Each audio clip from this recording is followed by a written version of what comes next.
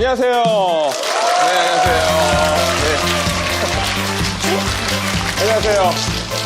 안녕하세요. 대도서관입니다. 여러분들 혹시 애완동물 키우시는 분 계세요? 강아지? 토끼? 사람이 키우는 동물을 되게 닮는다고 하잖아요. 저도 집에 단추랑 꼬맹이라는 아주 귀여운 또 강아지를 키우고 있는데요. 그래서 저도 이렇게 딱 보면 아시겠지만 개 닮았잖아요. 그죠? 네. 시즈니즈 뭐 아픈 동물들을 보살펴준다던가 그런 거 한 적이 있나요? 제가 어렸을 때 강아지를 길렀는데 네. 놀다가 이렇게 던졌어요. 그러니까 세게 던진 게 아니라 이렇게 장난을 치다가 예. 다리를 저는 거예요. 오. 그래가지고 막 병원 가고 했는데 아무 이상 없다 그러더라고요. 네. 뻥을 친 것 같아요. 강아지가? 네.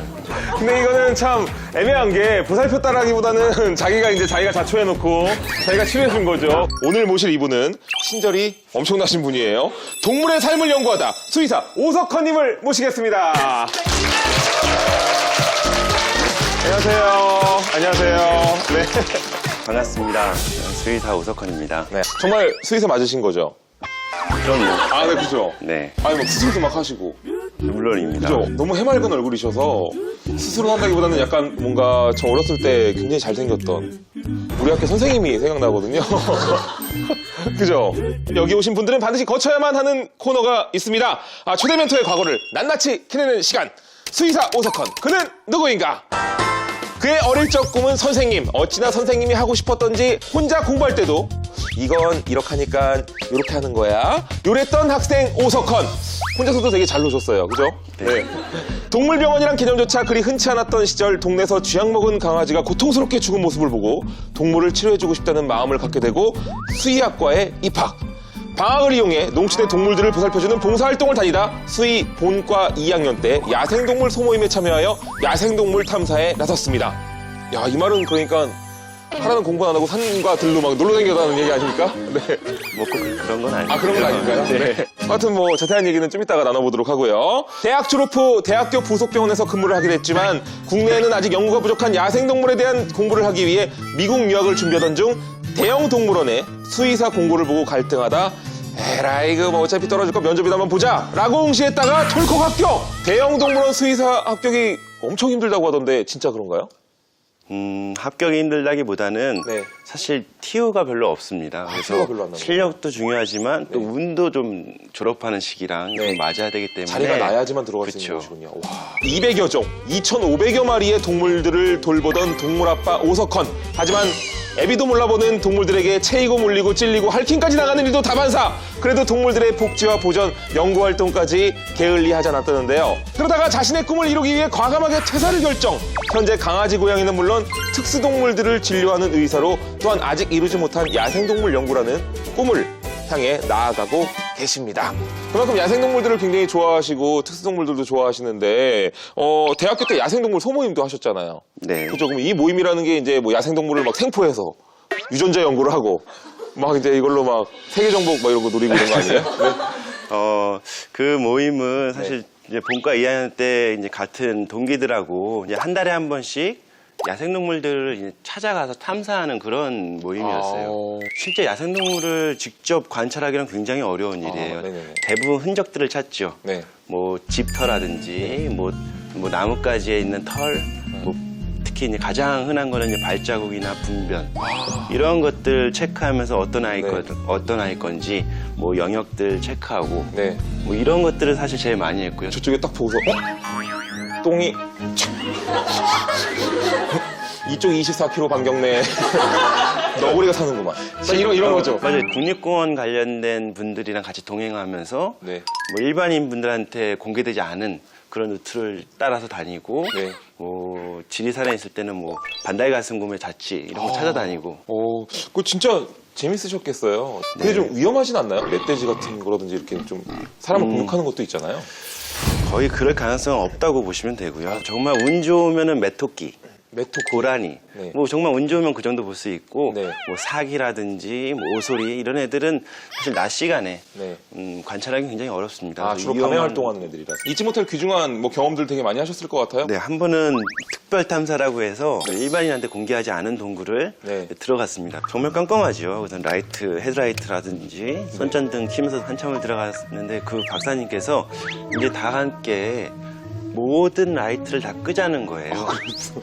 저는 그때처럼 완벽한 암흑을 접한 건 처음이었던 것 같아요. 정말 칠흑 같은 암흑이었구나. 흔적조차 보이지 않는 암흑이죠. 그런 암흑에서 동굴이니까 살살살살 물소리가 흘러요. 네. 이 소리를 한번 귀 기울여 보라고 하시는 거예요. 네. 아주 어렸을 때 엄마 뱃속에 있는 듯한 기분이 든다고. 근데 정말 그런 듯 했었어요. 뭔가 자연이 주는 되게 따스한 느낌 같은 거였네요. 네. 저 같은 이제 속세 사람들은 거기 들어가서 불 끄고 있으면 괴물들 나와가지고 막 잡아가고 그런 게 생각나가지고 무서워가지고. 그럴 수 있죠. 네. 본과 때는 조금 힘들거든요, 대학 네. 시절이. 어떤 제 본과 생활의 어떤 활력소가 되어줬던 시간이기도 하고. 네. 또 그러한 경험 때문에 동물원에서 일도 하고 지금 또 여러 특수동물을 계속 접할 수 있는 기회가 만들어지지 않았나 생각합니다. 맞아요. 대형 동물원에서 동물 언어 습득 연구랑 그다음에 호랑이 개놈 프로젝트를 네. 하셨어요. 동물원에 있는 한 수컷 코끼리가 네. 사람의 음성을 모방하는 애가 있었어요. 정말이요? 네. 앵무새처럼? 그쵸. 네. 그래서 앉아, 좋아, 누워, 이런 말을 굉장히 비슷하게 음성을 흉내내는 애가 있었습니다. 코끼리가요? 네. 앉아라! 막 이런 식으로? 네, 맞아요. 네, 이렇게. 굉장히 비슷한데요. 신기하다. 와. 네. 이거가 이제 유튜브 영상에 올라온 것을 네. 이제 오스트리아에 있는 박사님이 보신 거예요. 네.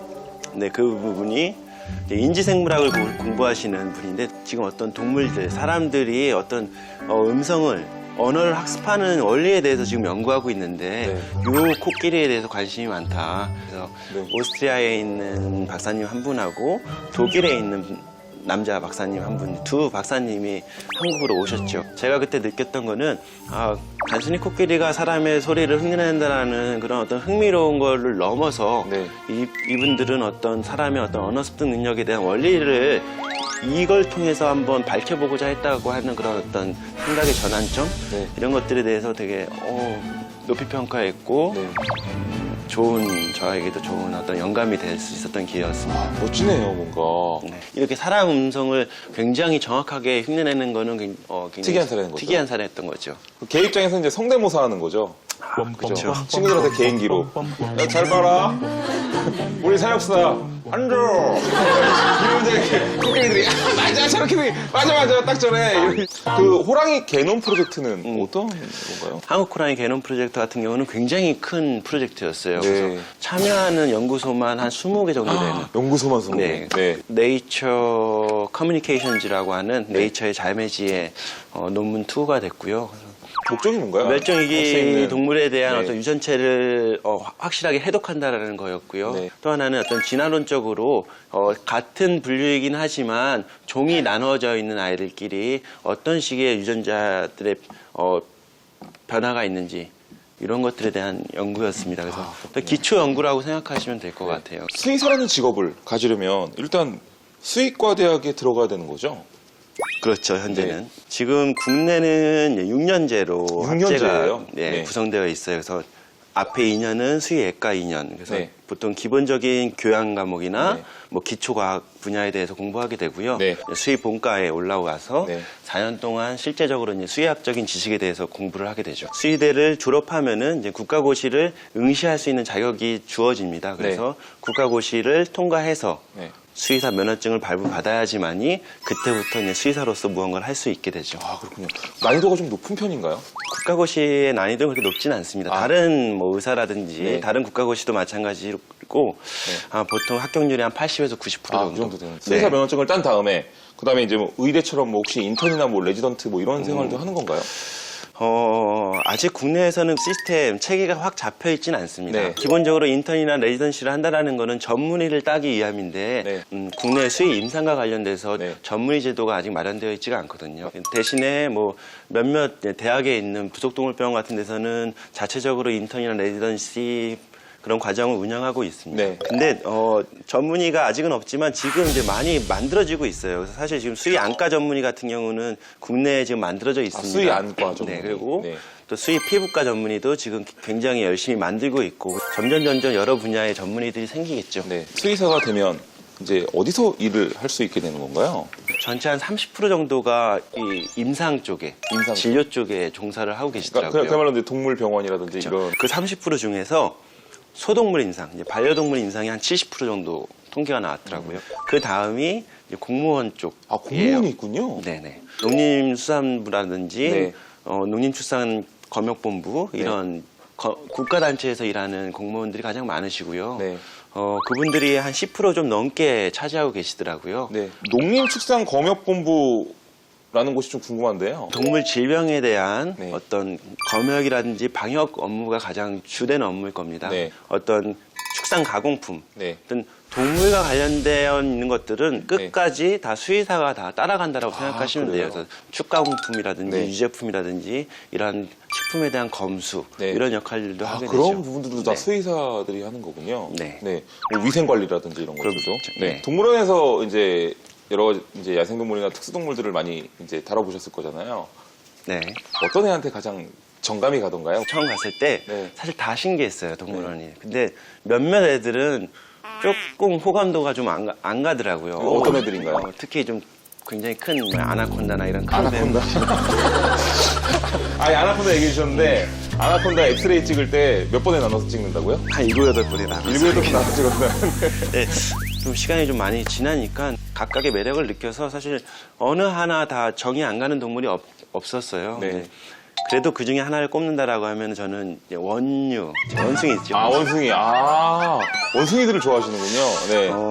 제가 이렇게 동물원에 있을 때 관찰하는 걸 되게 좋아했는데 네. 침판지나 뭐 오랑우탕 이런 아이들은 그 안에서의 그룹들 간의 어떤 싸움들, 서열 행동들 네. 이런 것들이 되게 재밌었어요. 관찰들이 나중에 치료할 때라든지 이제 되게 도움이 될 것 같아요. 그럼요, 네. 물론이죠. 그래서 여러분들의 질문을 직접 듣는 시간을 마련했습니다. 우리들의 잡생각!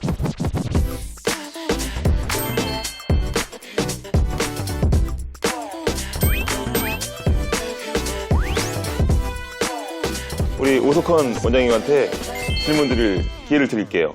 의대 같이 뭐 군대를 가는 방식이 약간 일반인들과 다르게 적용이 될까요? 수의 장교로 가든 공중방역 수의사로 가든 3년으로 똑같고요. 네. 수의 장교로 가게 되면 중위로 임관을 해서 네. 군복무를 하게 되는 것이고 네.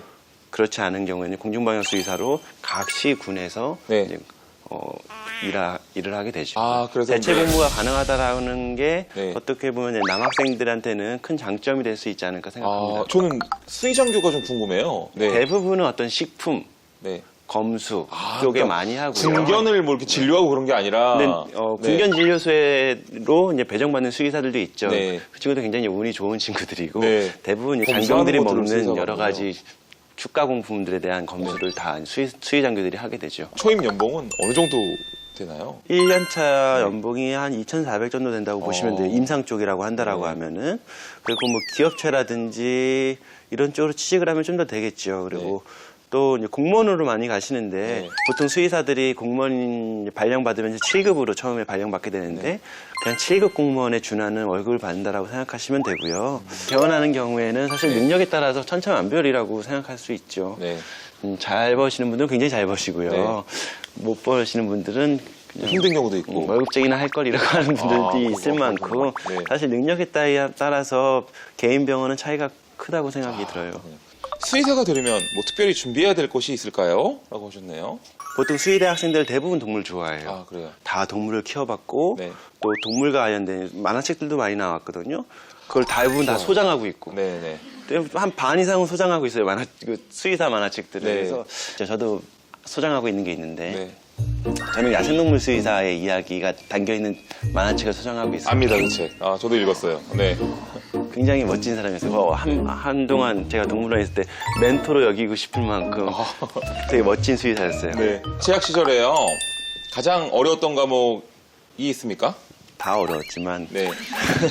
제가 군대를 갔던 결정적인 계기였던 해부학, 보통 땡시라고 하는데 정해진 시간에 네. 준비되어 있는 어떤 그런 샘플에 네. 있는 해당하는 문제들을 다 쓰고 땡 치면은 바로 옆에 있는 샘플로 넘어가고 시간 제한이 있는 그런 거군요. 왜 그렇게 하는지 모르겠지만 굉장히 긴장도를 네. 높게 하는 선호 과목은요? 외과학이 제일 아, 외과. 재밌었습니다. 네. 네, 봉합하고. 네. 심장이 쫄깃해진다라는 네. 사실 그걸 좀 자주 사실 겪고 있습니다 지금도. 그래서 네. 일단 그 작은 동물들을 하는 것도 진짜 힘드시겠어요. 작은 동물들이 어려워요. 사실 강아지들은 뭐 3kg, 5kg 이렇게 넘어가는 아이들은 네. 수술을 하다가 출혈이 좀 발생하더라도 네. 잘 지혈하고 잘 찾아서 이제 지혈하면 되는데 네. 막 500g 이런 아이들 이렇게 복강 수술을 하다가 피가 복강에서 팍 이렇게 올라오면 네. 그때부터 심장이 정말 막 뛰어요. 걔네들은 이제 그만큼의 출혈에도 바로 죽을 수도 조금의 있기 때문에. 출혈도 상대적으로 굉장히 많은 실혈이 되기 때문에 네. 그래서 네. 조그만할수록 훨씬 더 긴장도 많이 하고 네. 중간중간에 심호흡도 하면서 더 천천히 하려고 노력합니다. 그럼 의대, 수의대 공부 내용이 많이 차이가 나나 봐요? 우선 기본적으로 의대는 이제 사람만을 보면 되기 네. 때문에 의대 커리큘럼을 보면은 굉장히 세밀해요. 네. 심장이면 심장만 관련해서도 한 학기를 배우고 네. 간이면 간만 한 학기를 배우고 이런 식으로 하는데 수의대는 사실 그렇게까지 세밀하게 배우지는 않죠. 네. 또한 다양한 동물들을 정말 다양하게 배우는 배워야 되기 때문에 같은 4년 동안에 네. 그래서 어떤 그런 정도의 어떤 심도 있는 학습은 졸업 이후에 이루어지기 때문에 네. 그런 수의대랑 의대의 어떤 본질적인 차이가 있다라고 봅니다. 네. 들으면 들을수록 알고 싶어지는 직업 수의사, 수의사라는 직업에 대해서 제가 더 알아보고자 동물 진료 현장에 다녀와봤습니다. 함께 보시죠.